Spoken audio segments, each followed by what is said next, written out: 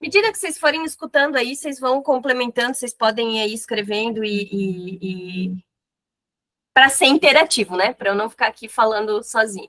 Tem uma frase que eu sempre falo, tá em todos os meus treinamentos, e eu acho ela, assim, incrível, e eu falo, e eu repito ela para mim mesma, que é essa frase que está na tela aqui, ó, insanidade é continuar fazendo as mesmas coisas esperando resultados diferentes. Ela é óbvia, né? Mas a gente precisa falar sobre isso, porque às vezes a gente quer mega resultados financeiros ou de clientes, quero captar mais clientes, quero mais resultado financeiro, quero entregar mais rápido, porém eu faço sempre da mesma maneira. Então a gente está aqui, eu estou aqui para tentar contribuir em algo para você ter novos resultados a partir de agora. O que eu gosto de fazer no começo, né? Então quem está entrando agora, se quiser contribuir aí com os seus perrengues de produtividade, deixa aí no chat. E esse primeiro pedacinho, bem breve, dá uma nivelada, dá uma balizada.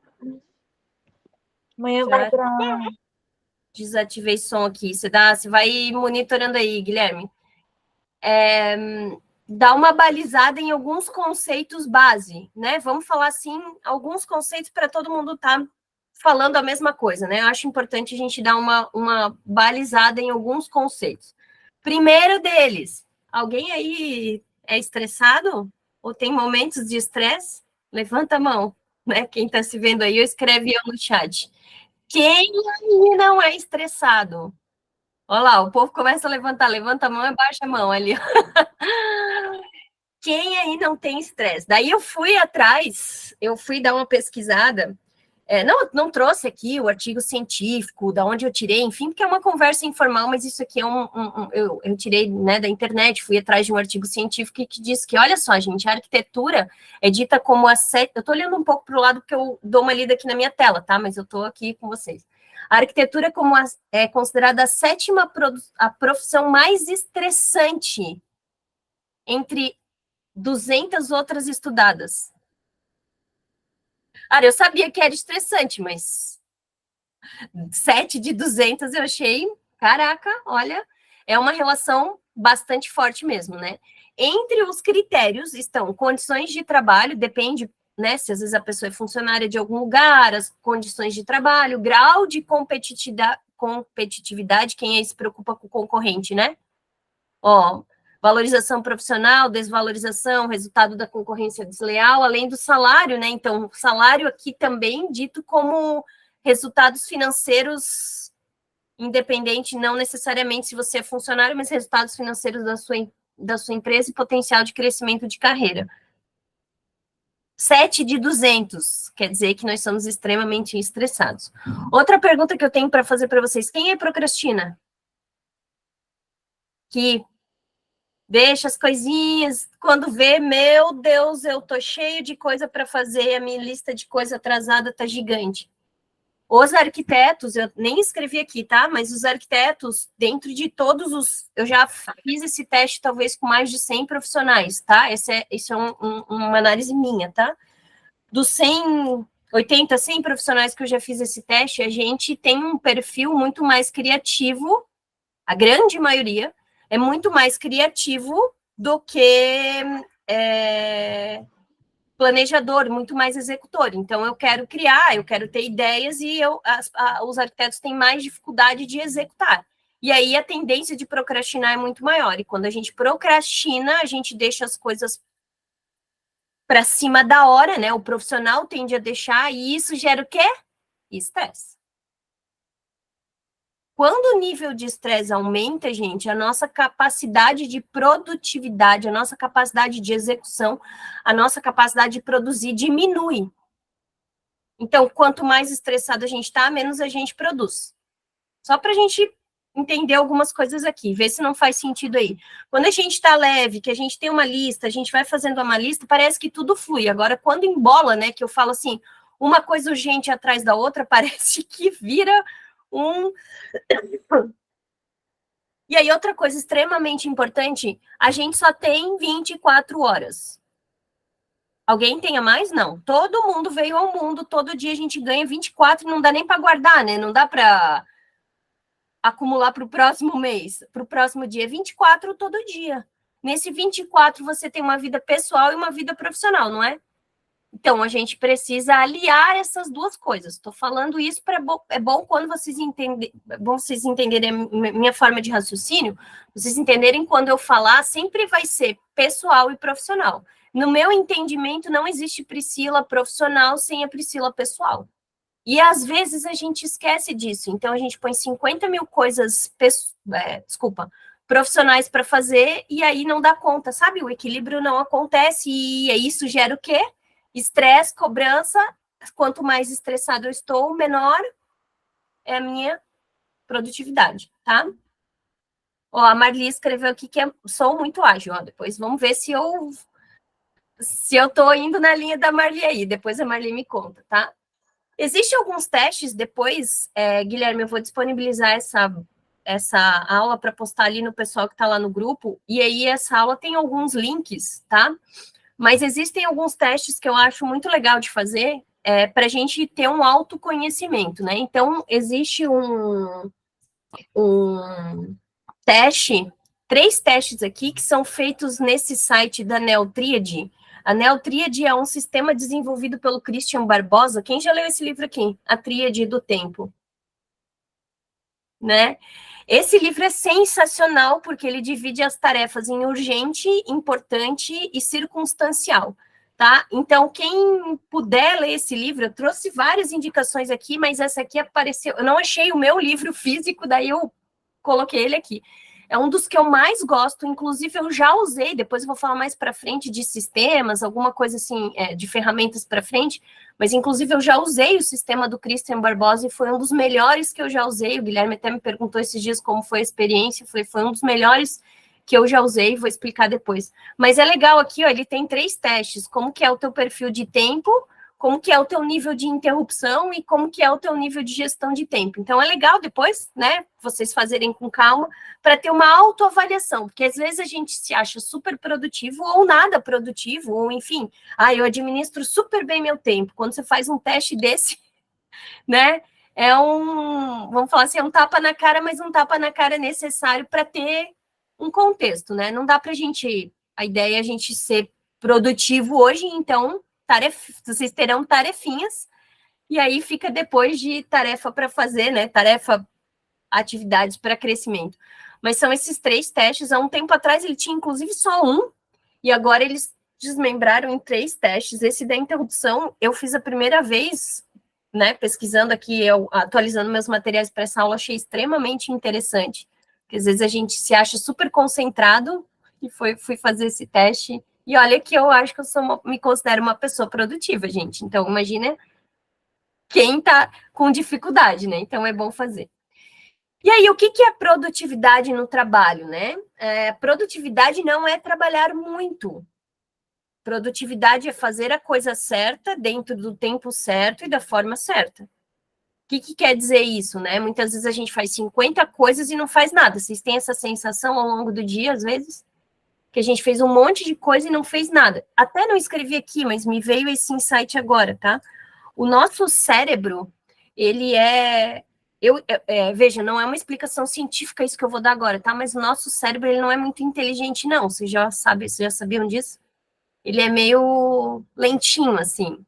Então, ele é preguiçoso, ele quer ficar na zona de conforto, ele não quer aprender muita coisa, ele não gosta de... Quando a gente inventa uma coisa nova, né? Vocês já viram que é difícil um novo hábito. Por que é difícil um novo hábito? Porque ele quer ficar ali naquele cantinho dele, quietinho, gostosinho, no quentinho, assim. Então, ele não quer novas coisas. Quem quer novas coisas somos nós, né? Ó, isso aí mesmo, ó, quer poupar energia, ele quer sobreviver. E aí eu falo que ele é meio burrinho. Por que eu falo que ele é meio burrinho, né? Não estou nos chamando de burro, ele é meio burrinho. Então, a gente precisa ajudar ele. O que eu quero dizer com isso agora? Até perdi minha linha de raciocínio. Aqui a gente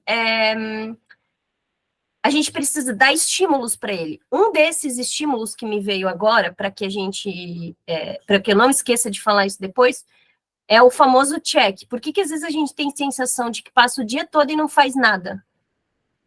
Porque a gente passou o dia todo e não deu check, sabe? tipo, fiz essa e essa tarefinha, eu fiz um monte de coisa, eu não anotei, eu não dei check num sistema, num papel, em qualquer coisa, para o nosso cérebro, lembra que ele quer poupar energia, quer ficar quentinho, ele nem vai se animar, ele fica ali assim, ó. Então, a primeira coisa, gente, vamos se ajudar. A gente precisa ajudar a nossa máquina, né? A gente precisa. Só são alguns insights para vocês ajudarem a máquina de vocês, tá? Então, olha só, aqui eu trouxe alguns métodos. O meu objetivo não é explicar sobre metodologia ágil, inclusive, assim, se for para isso, a Ana Amélia, eu acho que entende muito mais que eu disso, mas o objetivo não é sobre isso, é só para dar alguns insights da onde é que eu tirei as coisas que eu aplico, tá? Então, não é sobre a gente aplicar aqui alguma metodologia específica, e sim por que isso faz mais sentido nas empresas, né? Nos negócios hoje em dia. Então, eu trouxe uma frase que diz: não é o mais forte, não é o mais forte que sobrevive, nem o mais inteligente, mas o que melhor se adapta às mudanças. Isso vale não só para produtividade, né? Isso vale porque a gente está falando em agilidade aqui. Então, isso é para todas as decisões, não só para uma decisão, não só para projeto, nós estamos falando aqui, nós estamos falando para negócios. Então, às vezes, o nosso negócio também precisa ser ágil, né? É entender que algo não está funcionando, ajustar, reaplicar de novo e ficar neste monitoramento. Isso é uma metodologia ágil. Ó, a Marli escreveu linda frase para refletir diariamente. É isso aí. Então, eu me lembro que esses dias eu estava revendo algumas lives e me lembro de uma live minha e do Guilherme, no início da pandemia, a gente falando sobre empresas online, sobre negócios híbridos. Você já tem isso há mais tempo, mas por que eu estou falando isso agora? Porque a gente precisa estar ágil nas mudanças, não ter apego às coisas. Eu sempre fiz assim, então eu vou continuar fazendo. Lembra o nosso cérebro quer deixar a gente aqui no quentinho, então eles, não muda nada. Aí agora vai vir a Priscila, sabe por que eu estou falando isso? Porque a Priscila vai vir aqui agora e falar 20 coisas que vocês podem mudar. O cérebro de vocês vai fazer assim: ai, não, fica aqui quentinho, tá tão gostosinho aqui, não muda nada, não. Entenderam? Mas aí você vai dizer assim: não, se eu não mudar, se eu não evoluir em alguma coisa, se eu não adaptar alguma coisa, eu não sobrevivo mais no mercado. Eu sempre entreguei projeto de tal jeito. Talvez não é mais esse jeito que o mercado quer, gente. Talvez a gente tenha que adaptar coisas, né? Falando aqui de uma forma mais global. Mas eu tô falando isso porque vocês vão ficar com preguiça depois, lembra? Ai, quanta coisa que ela tá falando. Ai, que quentinho, peraí que eu vou lá pegar um cafezinho. Não esqueçam disso, não é mais forte, não é o mais forte que sobrevive, nem o mais inteligente, mas o que melhor se adapta às mudanças. Já dá para fazer um post, hein? E aí eu trouxe aqui alguns benefícios que eu não quero falar, lembra, assim, não quero entrar em detalhes, mas olha só, benefícios de métodos ágeis. Adaptabilidade, flexibilidade, produtividade, colaboração em equipe e comunicação. Quando a gente trabalha sozinho, as pessoas falam para mim assim, os meus mentorados falam: Priscila, mas eu sou sozinha. Não interessa, você precisa se adaptar, você precisa ser produtivo e flexível, não seja amarrado nos seus processos. Se eu contar para vocês que há 10 anos atrás, eu mapeei todos os processos do meu escritório, todos, absolutamente todos, técnicos, burocráticos, de gestão. Nossa, Priscila, que sensacional. Eu já devo ter mapeado de novo umas 4 vezes. Por quê? Porque o mercado muda, os processos mudam, às vezes a gente encurta um processo, a gente às vezes alarga um processo, não é assim que acontece? Então, alguma pessoa falou para mim, você diz: nossa, Priscila, mas daí tu não... Não, a gente não pode ter apego a isso, senão as nossas empresas não sobrevivem. Então, ser flexível gera agilidade, tá? Colaboração em equipe e comunicação. A gente vai falar de algumas coisas sobre isso, mas eu acredito que hoje, eu acho que a vida... Minha mãe fala que é a vida toda, né? Mas é cada vez mais esse item 3 e item 4 vão ficar cada vez mais importantes. Porque a gente não cresce sozinho, então a gente precisa de colaboração entre equipes, entre pessoas, e a gente precisa cada vez mais melhorar a nossa comunicação. E o que é comunicação? um parênteses. O que é comunicação? Comunicação não é como o outro entende o que eu falo. Comunicação é como eu falei. Não é ele que não entendeu o que eu expliquei. Ai, passei para o meu funcionário, para minha estagiária, ela não entendeu o que tinha que fazer. Quem não comunicou, talvez, da maneira adequada, fui eu. Então, talvez eu tinha que ter desenhado, eu tinha que ter escrito diferente, eu tinha que ter chamado ela para um alinhamento. Entende? Que quem comunica é quem, vamos falar aqui, quem fala, eu estou comunicando. E vocês estão escutando, se vocês não entenderem, quem não comunicou corretamente, quem poderia ter melhorado a comunicação, fui eu. Tá? Nunca é sobre o outro, é sobre a gente. Fez sentido? Então, só para não, nada disso funciona se eu trouxer 50 mil coisas, sabe? 20 itens para vocês melhorarem se a gente não entender algumas bases. E aí existem dois principais métodos que se usa, que eu não vou entrar aqui no mérito do que é o método. Existe o Scrum e existe outro já, né? E eu trouxe o Kanban. Por que eu falo desses dois? Porque o que está escrito aqui, o que existe nesses métodos, se você quiser, se você achar interessante, você pode se aprofundar e estudar mais sobre isso, né? Quem gosta de estudar, curte, né? Pode evoluir mais nisso. Eu trouxe algumas coisas, mas grande parte delas é que eu aplico, ensino nas minhas mentorias e as minhas mentoradas aplicam, e eu apliquei na minha vida, e tem um monte disso incluído, entende? A base não é um nome, entendeu? Eu não estou dizendo para vocês que nós vamos aplicar uma metodologia Kanban, não é nada disso. São várias técnicas, você pega qual que fizer mais sentido para você. Por que eu trouxe Kanban principalmente, tá? Alguém já conhece essa técnica aqui? Se usa? Ah, sim, Ana Amélia. E sabe aonde eu conheci a primeira vez? A minha família tem uma empresa, né, uma indústria. E aí, uma vez, isso fazem muitos anos, eu nem tinha estudado isso aqui ainda, gente, sei lá, deve fazer uns 15 anos atrás. Eu fui na fábrica e aí tinha um negócio, bem isso aqui, como tá aqui, ó, tinha 3 colunas dentro da fábrica. E a gente fabrica eletrodomésticos, né? E tinha 3 colunas assim, e eu fui perguntar o que é isso? E eles falaram, aqui é quanto o que a gente tem para fazer, quantas máquinas a gente tem para fazer essa semana, não vou me lembrar, aqui quais que a gente está fazendo e quais que a gente já fez. Eu falei, gente, que sensacional!